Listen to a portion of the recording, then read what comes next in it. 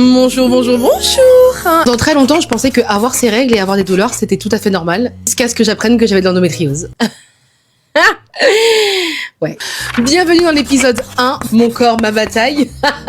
Fallait pas qu'elle s'en aille. Wow. J'ai découvert que j'avais de l'endométriose et les premiers signes à ne pas ignorer. Bon visionnage. Moi, depuis mes premières règles, j'avais tellement mal au ventre. Je comprenais pas pourquoi. Je me tordais de douleur. Je ratais des cours, je restais au lit, je prenais 44 médicaments, il y a rien qui passait. Je comprenais pas. Et en plus de ça, je pense que je suis pas la seule, mais la première phrase qu'on me disait tout le temps, c'était « T'inquiète, c'est normal d'avoir mal au ventre quand t'as tes règles. » Eh ben non!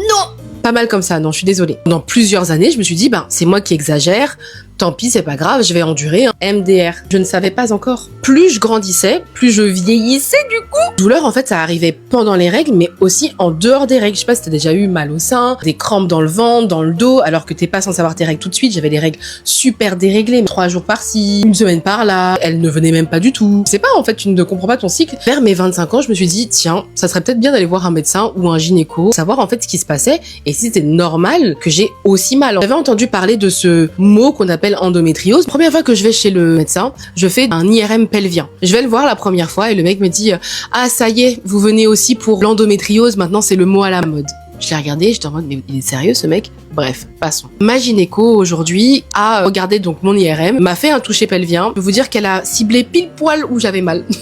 Mais quand je vous dis pile poil où j'avais mal, c'est pile poil où j'avais mal. J'ai sauté de la table d'auscultation, tellement ça m'a fait mal. Elle m'a dit, ah bah oui, votre endomètre se trouve à gauche. J'avais mal pendant les rapports, les crampes, etc. Et c'est comme ça qu'on a pu savoir. D'un côté, en fait, je me suis dit, ah bah tiens, finalement, j'ai pu poser un mot sur ce que j'avais, pourquoi j'avais mal. Mais du coup, qu'est-ce qu'on fait? Est-ce que ça provoque? Est-ce que je pouvais avoir des enfants? Est-ce que je vais avoir ça toute ma vie? Enfin bref, je me posais 44 questions, quoi. Ma gynéco m'a prescrit une pilule continue, donc je n'ai plus du tout mes règles. Elle a voulu stopper complètement les règles parce que si l'endomètre grossit, donc forcément ça s'aggrave et les douleurs s'aggravent. Je vais être honnête avec vous, moi ça m'embête un peu, j'aimerais trouver une autre solution. La pilule, ça y est. Bon, pour l'instant, on va dire que c'est la solution qui a été apportée et qui m'aide pour le moment. Alors je sais qu'il y a beaucoup de filles qui posaient la question de comment est-ce qu'on sait qu'on a de l'endométriose. Donc premièrement, disclaimer, je ne suis pas médecin.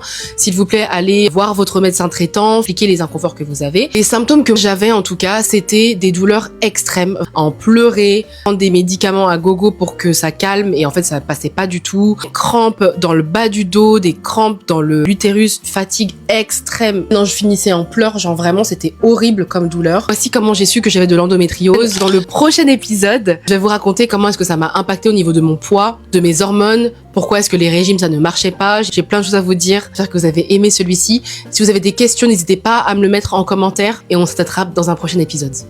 Bye!